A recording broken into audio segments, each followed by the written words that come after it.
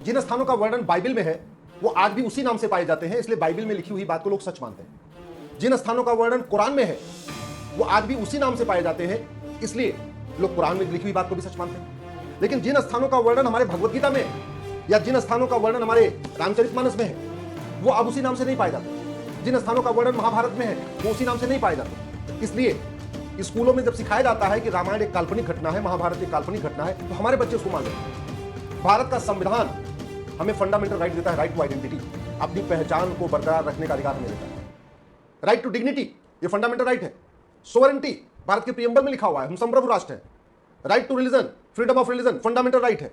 Right to custom, fundamental right है। Right to culture, fundamental right है। Article 49 कहता है ये सरकार की ड्यूटी है कि वो ऐतिहासिक स्थानों को, पौराणिक स्थानों को, जो हमारी धरोहरें हैं उसको प्रोटेक्ट करे, उसको प्रिजर्व करे। आर्टिकल 51 ये कहता है कि जो हमारे पुराने धरोहर है, जो हमारे विरासत है, उसको हम प्रोटेक्ट करें, उसको प्रिजर्व करें। इसके बावजूद आज तक भारत में एक भारतीय नामकरण संहिता नहीं बनाई गई, भारतीय नामकरण आयोग नहीं बनाया गया। वहसी दरिंदों ने हमारे मठ मंदिरों को लूटा तोड़ा, उसके बाद उस स्थान का नाम बदल दिया जो हमारे पौराणिक स्थान थे, जो हमारे धार्मिक स्थान थे, जो हमारे ऐतिहासिक स्थान थे, और उनको रीनेम करने के लिए आज तक एक भारतीय नामकरण आयोग नहीं बनाया, भारतीय नामकरण संहिता नहीं बनाई। कई बार इलेक्शन के पहले कुछ पॉलिटिकल पार्टियां एक दो स्थान का नाम बदलती हैं, लेकिन वो पॉलिटिकल फायदे के हिसाब से बदलती हैं। वो नाम भी बदलती हैं तो ये नहीं देखती कि इसका पौराणिक नाम क्या था, वो केवल अपने हिसाब से, अच्छा इस एरिया में इस कास्ट के लोग ज्यादा हैं तो इनके नाम पे इसका जिला कर दो, हमें वोट ज्यादा मिल जाएगी। जैसे मायावती जी ने बहुत सारे नाम बदले जिलों के, लेकिन उन्होंने किसके नाम बदले? अपने पॉलिटिकल फायदे के हिसाब से। सपा की सरकार में भी नाम बदले गए अपने पॉलिटिकल फायदे के हिसाब से। हमारे पौराणिक स्थानों का जो नाम था उसको वापस रिस्टोर नहीं किया, और इसीलिए अब हमारे बच्चों को जब कहा जाता है रामायण एक काल्पनिक घटना है, महाभारत एक काल्पनिक घटना है, तो वो मान लेते हैं। जबकि सच्चाई है कि रामायण में, भगवत गीता में, महाभारत में जिन स्थानों का वर्णन है वो सारे के सारे स्थान भारत में पाए जाते हैं।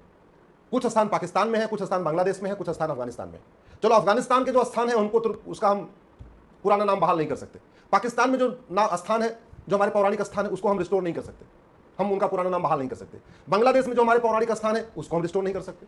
लंका में जो हमारे पौराणिक स्थान है उसको रिस्टोर नहीं कर सकते, लेकिन भारत में तो रिस्टोर कर सकते हैं ना। भारत का संविधान कहता भी है सोवरेंटी, संप्रभु होगा, इसका मतलब गुलामी का नाम नहीं होना चाहिए। वसी दरिंदों के नाम पे हमारे शहरों का नाम, हमारे मोहल्लों का नाम नहीं होना चाहिए। एक लुटेरा था मुर्शीद खां, वो गया, उसने कीर्तेश्वरी मंदिर जो हमारे 51 शक्तिपीठों में से एक है जहां पे माता का मुकुट गिरा था, उस कीर्तेश्वरी मंदिर को तोड़ा लूटा, और उस स्थान को कीर्तेश्वरी कहते थे, उसको अपने नाम पे उसने मुर्शिदाबाद बना दिया। दुर्भाग्यवश आज भी वो स्थान मुर्शिदाबाद के नाम से जाना जाता है, उसको कीर्तेश्वरी नहीं बनाया गया। मिर्जा खान नाम का लुटेरा गया, 51 शक्तिपीठों में से एक दूसरा हमारा शक्तिपीठ है विंध्याचल, वहां गया, मंदिर को लूटा तोड़ा, उस स्थान का नाम मिर्जापुर कर दिया, आज भी वो मिर्जापुर के नाम से जाना जाता है। जौना खान नाम का लुटेरा गया जमदग्निपुरम, परशुराम जी के पिताजी का जहां आश्रम था, महर्षि जमदग्नि का आश्रम था, उसको जमदग्निपुरम कहते थे। उस स्थान को लूटा तोड़ा और उसके बाद उसने उसको जौनपुर बना दिया, वो जौनपुर आज भी वहीं पे जौनपुर के नाम से चल रहा है। मुजफ्फर खान नाम का लुटेरा गया विदेह, जहां सीता जी का जन्म स्थान, उसने विदेह को मुजफ्फरपुर बना दिया, आज भी वो मुजफ्फरपुर बना हुआ है। विराट महाभारत में आपने सुना होगा, पहले उन्होंने वनवास किया पांडवों ने, उसके बाद अज्ञातवास किया उन्होंने कहां पे? विराट में। होशियार खान नाम का लुटेरा गया, उसने विराट को होशियारपुर बना दिया पंजाब में, आज भी वो होशियारपुर बना हुआ है। इसी तरीके से भगवान कृष्ण ने जो 5 गांव मांगे थे ना, तिलप्रस्थ उसको फरीदाबाद कहते हैं, पानप्रस्थ को पानीपत कहते हैं, सोनप्रस्थ को सोनीपत कहते हैं, इंद्रप्रस्थ को दिल्ली कहते हैं, व्याघ्रप्रस्थ को बागपत कहते हैं, उसी में एक गांव था गजप्रस्थ, उसको गाजियाबाद कहते हैं। अब आपको महाभारत आप पढ़ेंगे तो आपको वहां तिलप्रस्थ मिलेगा, व्याघ्रप्रस्थ मिलेगा, सोनप्रस्थ मिलेगा, पानप्रस्थ मिलेगा, गजप्रस्थ मिलेगा, इंद्रप्रस्थ मिलेगा, लेकिन इस नाम से आपको भारत के अंदर कोई शहर नहीं मिलेगा, कोई गांव नहीं मिलेगा। क्यों? क्योंकि सबका नाम बदल चुका है। तो गाजी खान ने गजप्रस्थ को गाजियाबाद बना दिया और फरीद खान ने तिलप्रस्थ को फरीदाबाद बना दिया। इसी तरीके से पांचाली, द्रौपदी का जो जन्म स्थान था उसको पांचाल कहते थे, आज उसको फर्रुख खान नाम का लुटेरा गया, उसने उसको फर्रुखाबाद बना दिया। मुराद खान नाम का लुटेरा गया, उसने मुरादाबाद, उसने रामगंगा नगर को मुरादाबाद बना दिया। बेगू खान नाम के लुटेरे ने अजातशत्रु नगर को मुरादाबाद, क्या बेगूसराय बना दिया। शरीफुद्दीन नाम के वहसी दरिंदे ने नालंदा बिहार को बिहार शरीफ बना दिया। दरभंगा नाम के वहसी दरिंदे ने द्वारभंगा को दरभंगा बना दिया। एक वहसी दरिंदा था हाजी शमसुद्दीन, उसने हरिपुर को हाजीपुर बना दिया। जमाल खान नाम के दरिंदे ने सिंहजानी को जमालपुर बना दिया। अहमद शाह नाम के वहसी दरिंदे ने भद्रकाली मंदिर तोड़ा था और उसने कर्णावती को अहमदाबाद बना दिया, वो अहमदाबाद आज भी चल रहा है। इसी तरीके से बुरहानपुर को भगनापुर बना दिया। होसंग शाह ने नर्मदापुरम को होशंगाबाद बना दिया। अहमद शाह ने अंबिकापुर को अहमदनगर बना दिया।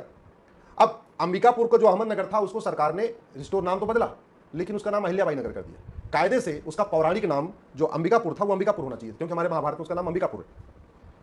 इसी तरीके से फरीद खान ने मोकलहार को फरीदकोट बना दिया। उस्मान अली ने धारासी को उस्मानाबाद बना दिया। तुगलक ने देवगिरी को तुगलकाबाद बना दिया। अब तुगलकाबाद जो एरिया है उसका हमने नाम तो बदला, लेकिन हमने उसका जो देवगिरी जो नाम था वो देवगिरी नाम बहाल नहीं किया। मुजफ्फर खान ने लक्ष्मी नगर को मुजफ्फरनगर बना दिया, शाहजहां ने गोमती नगर को शाहजहांपुर बना दिया, शाहजहांपुर आज भी चल रहा है। बख्तियार खिलजी ने नालंदा को बख्तियारपुर बना दिया। जरा सोचिए, जिस वहसी दरिंदे ने भारत की सबसे बड़ी लाइब्रेरी, बल्कि दुनिया की सबसे बड़ी लाइब्रेरी को जलाया, गुरुकुल को नष्ट कर दिया, नालंदा यूनिवर्सिटी को नष्ट कर दिया, उसके नाम पे आज जो रेलवे का जंक्शन है आज भी वो बख्तियारपुर है, उस एरिया का नाम आज भी बख्तियारपुर है। इतनी गुलामी की सोच भर गई है, जनता में भी गुलामी की सोच भरी है, नेताओं में भी गुलामी की सोच भरी है, विधायिका के लोगों के भी मतलब मानसिक रूप से गुलाम है, कार्यपालिका वाले भी मानसिक रूप से गुलाम हो चुके हैं, न्यायपालिका वाले भी मानसिक रूप से गुलाम हो चुके हैं, और ये खबर पालिका वाले भी मानसिक रूप से गुलाम हो चुके हैं। ये मीडिया वालों को इसकी चिंता ही नहीं होती, बकवास की चीजों पे दो दो दिन बहस करेंगे, लेकिन कभी इस बात पे बहस नहीं करेंगे कि गुलामी के नाम मिटाए जाए। महबूब खान ने महबूब नगर बना दिया, करीमुद्दीन ने करीम नगर बना दिया, अली मीर जाफर ने अलीपुर बना दिया, इंदौर को निजामाबाद बना दिया, भाग्यनगर को हैदराबाद बना दिया, भिटौरा को फतेहपुर बना दिया, हरिगढ़ को अलीगढ़ बना दिया, अंबिकानगर को अमरोहा बना दिया, आर्यमगढ़ को आजमगढ़ बना दिया, जसनौल को बाराबंकी बना दिया, गाजीपुर को गाजीपुर बना दिया। ऐसे 1000 से ज्यादा भारत में स्थान हैं, सड़कों के नाम हैं, गलियों के नाम हैं, कस्बों के नाम हैं, गाँवों के नाम हैं, मोहल्लों के नाम हैं, तहसीलों के नाम हैं, थानों के नाम हैं, जिलों के नाम हैं, जो बाकायदा वहसी दरिंदों के नाम पे। दिल्ली बनाया किसने? युधिष्ठिर ने। दिल्ली में युधिष्ठिर रोड नहीं है, भीम रोड नहीं है, नकुल रोड नहीं है, सहदेव रोड नहीं है, कुंती रोड नहीं है, माद्री रोड नहीं है, अभिमन्यु रोड नहीं है, लेकिन दिल्ली में क्या है? Babar road, Humayun road, Tughlaq road, Shahjahan road, Lodhi road, सारी सड़कें। लेकिन जिसने दिल्ली को बसाया उसके नाम पे कुछ भी नहीं। और इसके कारण जो मानसिक गुलामी है ना, वो गुलामी खत्म नहीं हो रही है। न नेताओं को शर्म आ रही है, न सांसदों को शर्म आ रही है, न विधायकों को शर्म आती है। दिल्ली में तो वसी दरिंदों के नाम पे जो सड़कें हैं ना, उस पे सांसद भी रहते हैं, मंत्री भी रहते हैं, दिल्ली के विधायक भी रहते हैं, और हाई कोर्ट के जज भी रहते हैं, सुप्रीम कोर्ट के जज भी रहते हैं। मैं बाकी तो छोड़ो, मुझे आश्चर्य होता है, ये दिल्ली हाई कोर्ट के जज, सुप्रीम कोर्ट के जज जो तुगलक रोड पे रहते हैं, अकबर रोड पे रहते हैं, बाबर रोड पे रहते हैं, हुमायूं रोड पे रहते हैं, पता नहीं इनकी आत्मा क्यों नहीं झकझोरती? हम क्यों सड़कों पे रह रहे हैं? क्या ये दिल्ली की सड़कें जो बाबर, हुमायूं, तुगलक, गजनी, गोरी ने बनाई थी? क्या दिल्ली को बाबर, हुमायूं, तुगलक, गजनी, गोरी ने बसाया था? क्या एक बार भी आत्मा नहीं झकझोर रही है? इसलिए मैं आप लोगों से निवेदन कर रहा हूं, आप जागिए, अपने सांसदों से मिलिए और एक भारतीय नामकरण आयोग बनाने की मांग करिए, भारतीय नामकरण संहिता बनाने की मांग करिए। अगर एक एक सड़क बदलेगी, एक एक मोहल्ला बदलेगा, एक एक गांव बदलेगा, अगले 1000 साल तक बदल नहीं पाएगा। कायदे से एक नामकरण आयोग होना चाहिए, एक नामकरण आयोग बनाया जाए, उसमें जज भी हों, उसमें सामाजिक कार्यकर्ता भी हों, इतिहासकार भी हों, सब लोग हों उसमें, और एक ही बार में जितने वहसी दरिंदों के नाम पे हैं उसका पुराना नाम ढूंढ ले और एक ही झटके में एक भारतीय नामकरण संहिता बना के सबको एक साथ बदल दिया जाए, एक साथ वन गो में सबको बदल दिया जाए। ऐसे एक बदलते रहेंगे कि तू मैं होगा, आरोप प्रत्यारोप होगा, 4 दिन बहस होगी, फिर एक सड़क का नाम बदला जाएगा। पता चला एक सड़क का नाम बदलने के लिए पूरे 5 दिन बहस हो रही है, तो फायदा क्या है? अराजकता फैलती है, इससे उन्माद फैलता है। इसका स्थायी समाधान है भारतीय नामकरण संहिता, uniform naming commission, one nation one naming commission, one nation one naming code. एक भारतीय नामकरण संहिता हो, एक भारतीय नामकरण आयोग हो, और एक ही झटके में देश से गुलामी के नाम मिटा दिए जाए।